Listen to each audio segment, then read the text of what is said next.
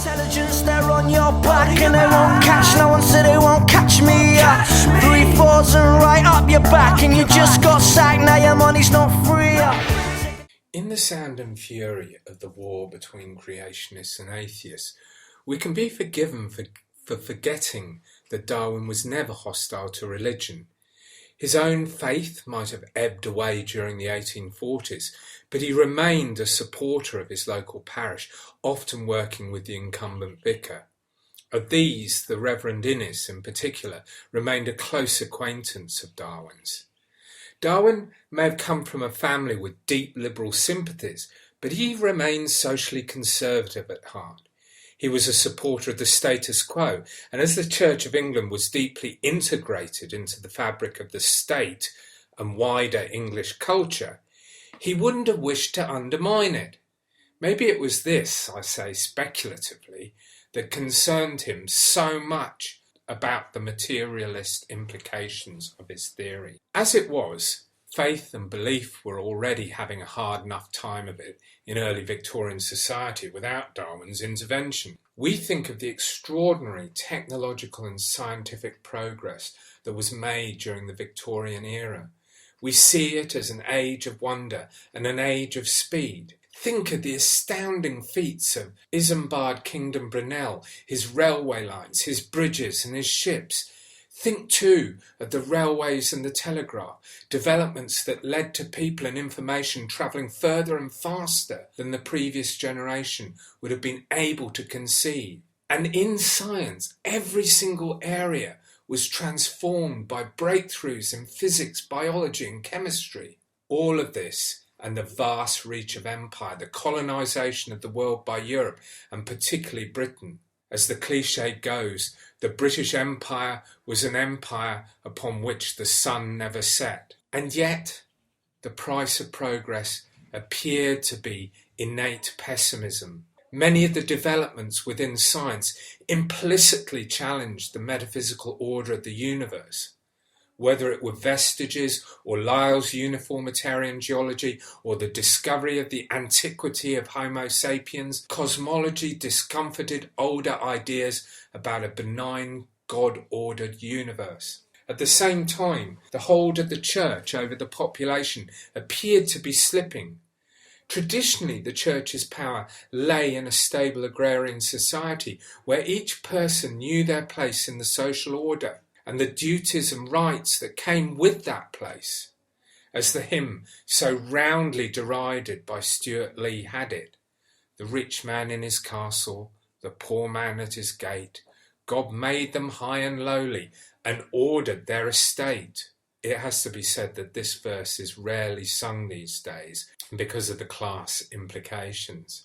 The transformation to an industrial urban society upset this order and threatened the authority of the church, which struggled to reach the hearts and minds of the new urban working class. It was these factors that fed the pessimism of poets and philosophers. Witness Matthew Arnold, his On Dover Beach, written and worked upon for much of the 1850s and into the 1860s, captures the fear that the major ties that bound society together were straining to the point of breaking. His classical education made him and others all too aware that empires came and empires went, cultures thrived and cultures collapsed, and that the same fate was all too likely for Victoria's empire and the English nation. Decline and decay were in the air. Sophocles long ago heard it on the Aegean, and it brought into his mind the turbid ebb and flow of human misery.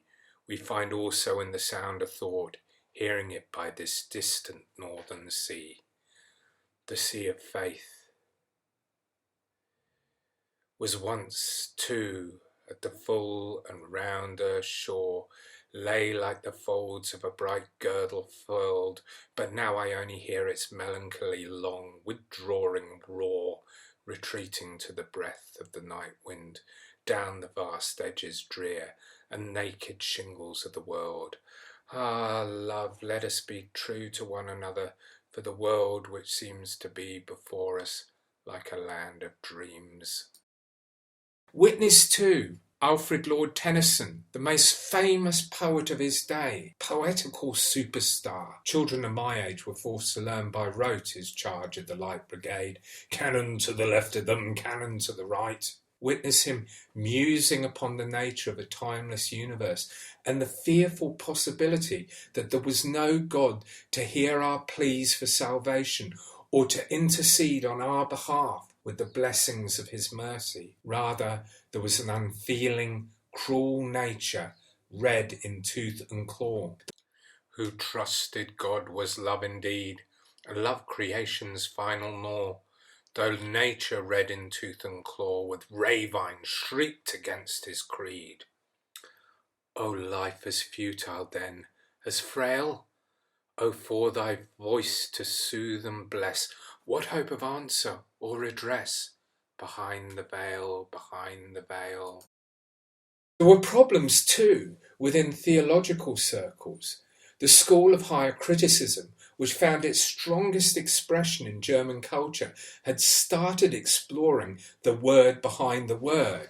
In other words, the cultures and societies that had produced the testaments of the Bible. Thus, David Strauss's Life of Jesus Critically Examined, originally published in German but translated in 1844 by Marianne Evans, otherwise known as George Eliot. Strauss described a historical Jesus, a human Jesus, a Jesus that didn't perform miracles.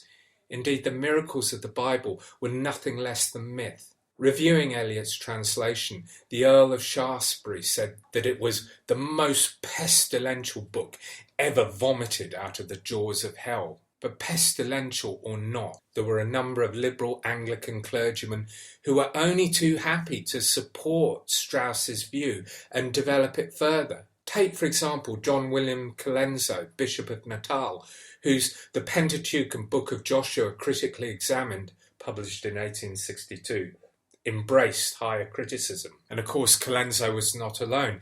In March 1860, a few short months after the appearance of Origen, Essays and Reviews, edited by John William Parker, saw the light of day. It contained contributions from 7 senior clergymen. Not only did it embrace higher criticism, some of the contributions roundly supported an evolutionary worldview. In particular, Baden-Powell, who was Professor of Geometry at Cambridge, praised Darwin's masterly volume, stating that Origen must soon bring about an entire revolution in opinion in favour of the grand principle of the self-evolving powers of nature. Now, none of the contributors to Essays and Reviews were atheists. How could they be? They were all practicing clergymen in the Anglican faith. Although it has to be said that there is a tradition of Anglican clergymen who tread a thin line between scepticism and atheism. No, what they were arguing for was a rational religion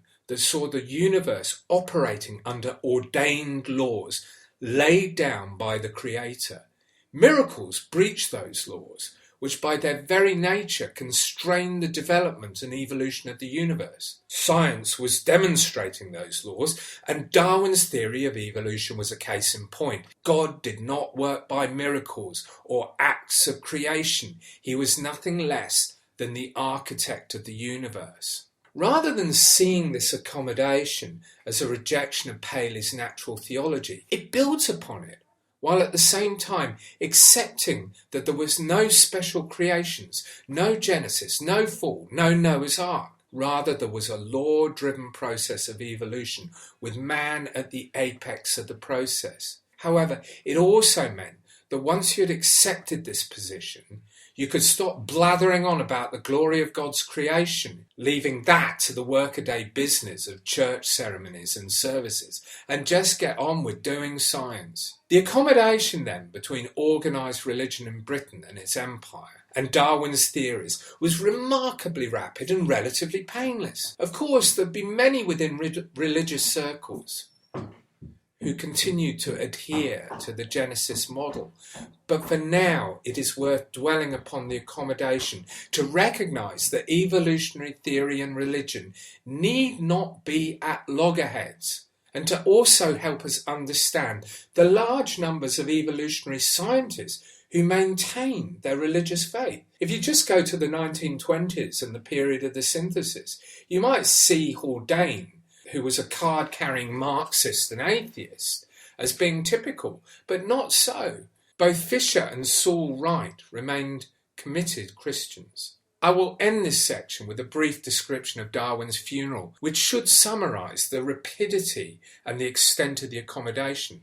When Darwin died in 1882, his immediate family had wanted him to be buried in the churchyard at Down. To be sure, there were no deathbed conversions or recantations. He went quietly to his end, at least agnostic, that was Huxley's terms, and possibly atheistic. But there was no question in his mind or in anyone else's that he would not receive a Christian burial, and that burial was to be in the local churchyard. Huxley, however, had other plans for the last resting place of the great man. He lobbied for a quasi-state funeral, and it was decided that Darwin should be buried in Westminster Abbey, the burial place of kings and queens and other great men and women. Indeed, his final resting place would be alongside his fellow scientific luminaries, Isaac Newton, John Herschel and Michael Faraday, to name a few of them. The funeral took place upon the 26th of April 1882. It was an all-ticketed affair, and aside from the family, the great and the good of Victoria's nation filled the Abbey to capacity. Ministers of state mingled with the ambassadors of France, Spain and Germany. The universities, scientific societies were all represented. The pallbearers combined some of the most powerful aristocrats in the land with a highly connected representative of the church itself and those who had aided Darwin in his revolutionary endeavours. The Duke of Devonshire, the Duke of Argyll, the Earl of Derby, Mr. J. Russell Lowell, the American minister, Mr. W. Spottiswoode, President of the Royal Society, Sir Joseph Hooker, Mr. A. R. Wallace, Professor Huxley, Sir John Lubbock and the Reverend Canon Barrow. The ceremony took place with all the trappings of a traditional Christian funeral as Darwin was laid to rest to the sound of hymns and psalms and sermons. Darwinism, then, could be reasonably accommodated into Christian thinking, and neither Darwin nor his ardent follower Huxley ever dreamed of demolishing established religion, however much their theories appeared to ask questions about the origins of morality and the maintenance of social order in a godless society. Clearly, within the context of Anglican thinking, there was no need to do so. The rapid mainstream accommodation of Darwinian thinking into the Church of England demonstrates that, for an Anglican, it was easy enough to have a superadded God on top of a natural biological process. It was harder, however, for churches founded upon the evangelical belief that the Word of God was enshrined in the pages of the Bible, biblical literalism. For these congregations, principally to be found in the United States of America, everything from Genesis to Revelations was the truth with a capital T. Here there was no room for accommodation, only resistance. Yet at the same time the responses of these churches was complex and occasionally equivocal. Indeed, if we compare the early part of the 20th century with the latter, it is remarkable how time's arrow appears to have been reversed. The most forthright of contemporary creationists, think Comfort and Cameron, would have appeared embarrassing and unsophisticated to their earlier counterparts. In fact, before 1925, creationism embraced a whole range of different perspectives. Outright theism, the idea of a designer-builder but non-interventionist God. Progressive creationism, which included day-age theory, the idea that each day in Genesis actually represented millions or even billions of years. Gap theory, the idea that each creation happened rapidly but was separated by huge gaps. And catastrophism, successive catastrophes resulting in whole-scale natural destruction, followed by acts of special creation. And then, of course, outright literalism. The word is the word is the word. Each involved at least a partial rejection of Darwinism, although in the case of literal creationism, the rejection was total. And in the early part of the 20th century, no progressive creationist was more important than William Jennings Bryan, the charismatic, thrice unsuccessful Democratic presidential nominee. and one of the two lawyers at the centre of the Scopes monkey trial. Jennings was concerned with the moral implications of Darwinism than whether evolution occurred with or without a designer. Indeed, during the First World War, he was deeply influenced by the journalist Vernon Kellogg's account of the German High Command, Headquarters Nights, a record of conversations and experiences at the headquarters of the German army in Belgium and France. Kellogg had visited the headquarters and conversed widely with the High Command. In these conversations, he was able to document the dog-eat-dog, or rather Germany eat the world, ideology of social Darwinism, which appeared to have infected the collective psyche of the commanders of the German army and their political masters. To Brian, this indicated the moral dangers of Darwinism, an issue that will be dealt with in further lectures.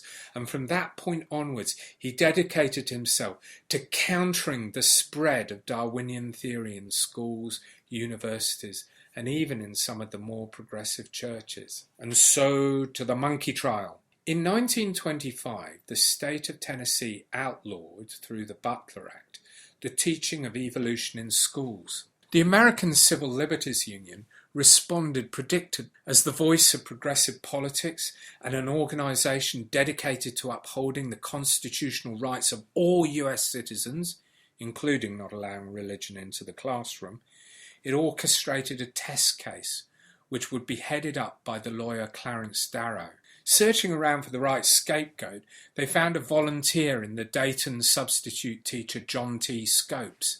Scopes, having volunteered, duly stood up, having publicised the fact that he would be teaching Darwinian theory in the classroom, and to nobody's surprise was arrested and prosecuted. With two lawyers, both of whom possessed an extraordinarily high profile, it rapidly came down to the Bryan versus Darrow show. Now, despite the fact that it was the state of Tennessee that was prosecuting Scopes, it was William Bell Riley's World Christian Fundamentals Association that sought out Bryan and paid his retainer. Riley was known as the grand old man of fundamentalism. He had set up the WCFA to promote biblical literalism, affiliating doctrinally sympathetic organisations to his organisations. Later on, he would edit the magazine The Christian Fundamentalist, and he was deeply influential upon the next generation of literal evangelicals like Billy Graham. It was theatre, pure theatre, as two opposing, nay incommensurable viewpoints waged war upon each other. The world's press, the fundamentalist antagonists of Darwinism, as well as the supporters of secularism and the Constitution, descended upon Dayton. It was a veritable media event. Darrow, playing to the gallery, took the extraordinary step of placing Bryan upon the stand, whereupon he cross-examined his opponent about his biblical views. At one point, Darrow asked Bryan when the flood had occurred. Bryan went to his authority, Archbishop Usher's Bible Concordance, written, you might recall, by the 17th century Archbishop, who dated the age of the earth by counting the generations of begats in the Bible, and had come up with the date of the 24th of October, or thereabouts, 4004 BC, for the final act of God's creation. Now Usher had dated the flood at 2348 BC, or 4273 years before the trial. Darrow, with a flourish, pointed out that written Chinese records could be dated back 7,000 years. He may have been a hero to Riley's organisation and other sympathisers, but the evidence allowed northern sophisticates like the journalist H.L. Mencken to ridicule Bryan as a southern ignoramus. No doubt Darrow felt the only chance of winning this case lay in this out-and-out gimmickry, but it came as no surprise that in the end Scopes was found guilty and fined $100. On appeal, this was overturned. It would be easy to interpret the overturning of the Scopes conviction as a defeat for creationism, but this was most definitely not the case. It was like a warning shot fired across the bows of a ship. It made teachers wary, and perhaps even the teaching of evolution in the classroom a little bit more furtive. School textbooks would hedge their bets. There was a fear, no doubt, of the forces of fundamentalist reaction. Do we see this as a harbinger of things to come? The answer must be equivocal. Yes and no. The creation movement, for want of a better word, evolved into the intelligent design movement, but in the process it tried its hardest to hide its creationist roots, pursuing instead the idea that it was committed to a mainstream vision of science. The evolution of creationism into intelligent design took about a decade. The first thing that had to be done was the marginalisation of young Earth creationism, which attempted to use science to validate the Usher calendar. A landmark of young Earth creationism was John C. Whitcomb's The Genesis Flood, the Biblical Record, which attempted to use geology to validate Genesis and to demolish progressive creationist models like the Day Age and Gap theories. Of course, geologists and other scientists ridiculed Whitcomb's work, but within fundamentalist circles it created a sensation, selling over 100,000 copies. It was a catalyst to further research and provided a stimulus to attempting to reintroduce the teaching of creationism in schools. On the back of this, the Creation Research Society was founded in 1963 to promote flood geology. It developed its mission further, extending its reach into biology with a textbook published in 1970, Biology, A Search for Complexity. While the book sold many copies, it found few takers in the public school system. Nevertheless, this strategy would be pursued over the next 3 decades by proponents of intelligent design, with an effort increasingly to hide creationism behind a veneer of science. The intelligent design movement as it emerged during this period definitely took a more subtle approach than its predecessors. On the face of it, ideologically, it might seem like good old-fashioned natural theology propounded by Comfort.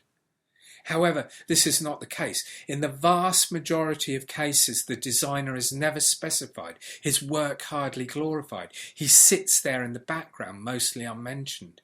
Instead, the aim has been to develop scientific arguments that challenge evolution, in particular the notion of irreducible complexity, which, defined by Michael Bay, states a single system which is composed of several well-matched parts that contribute to the basic function, wherein the removal of any one of the parts causes the system to effectively cease functioning. In other words, the particular system is so complex that evolution cannot explain its existence. And for many ID researchers, the eye is a totemic example of irreducible complexity. And then there was William Dembski's specified complexity, of which DNA was a prime example. Specified complexity states that something as complex as the DNA code has only a very small chance of occurring or evolving naturally. So small that conscious design provides a far better explanation for its existence. Both of these theories, however, were couched in scientific language and ostensibly appeared to emerge out of a research program, the proponents of which maintained that they adhered to the scientific method, some form or other of hypothesis formation and hypothesis testing within a laboratory context. This was the basis of the strategy to get ID in the classroom. It challenged mainstream evolutionary science because, they maintained, it adhered to the scientific method, and this adherence made it scientific. The push to get ID into the classroom has met several challenges.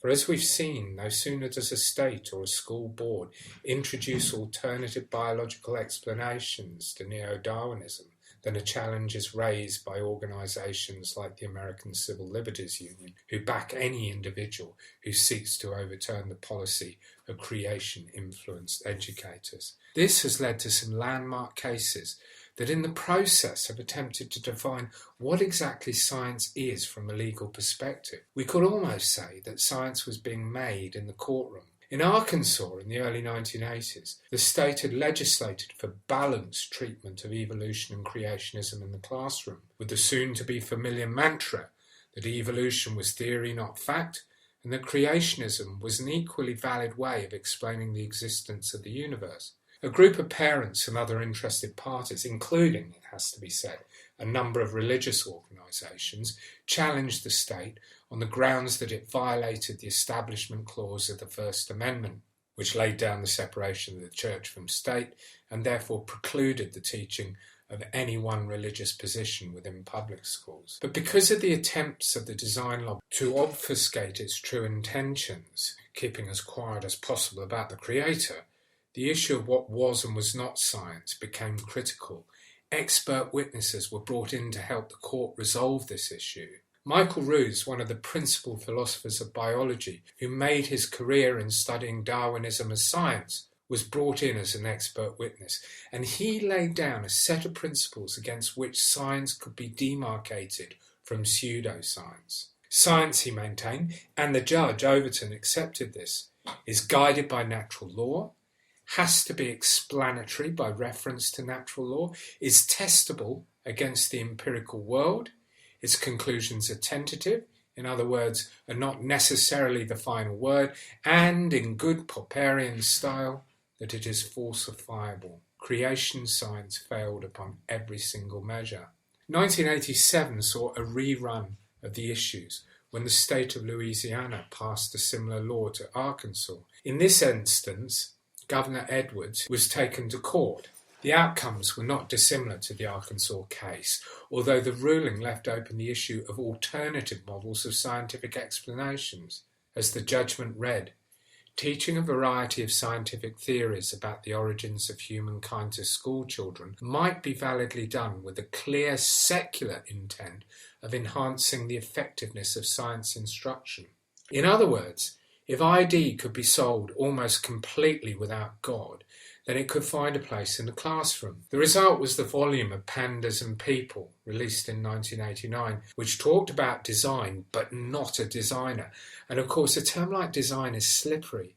It could infer a designer, but it could also be just a teleological slip of the tongue, something that we all fall into. We've already discussed Kitzmiller et al. Versus Dover schools, and we can see how neatly it fits into the pattern described. However, one thing I did not allude to was the role of the sociologist Steve Fuller in giving expert witness on behalf of the defence, Dover schools. Fuller's position appeared to devolve from his full-bore belief in the constructedness of science, which meant that science itself could never live up to the lofty ideals of Ruse's definition. Nevertheless, in summarising the case, and finding for Kitzmiller et al., Judge Jones managed to use Fuller's evidence to demonstrate the unscientific nature of the designer's case. This is not an issue that's going to go away quietly into the dark night, or at least it won't do in the United States of America. There will always be people who deny Darwin's ideas and the tenets of neo-Darwinism. Ultimately, those that have faith will not have their faith shaken. However, the flip side of this is whether Darwin's ideas really did kill God or have the potential to kill God, whether, as Richard Dawkins believes, Darwinism is incompatible with religious belief. And that, of course, is another matter entirely.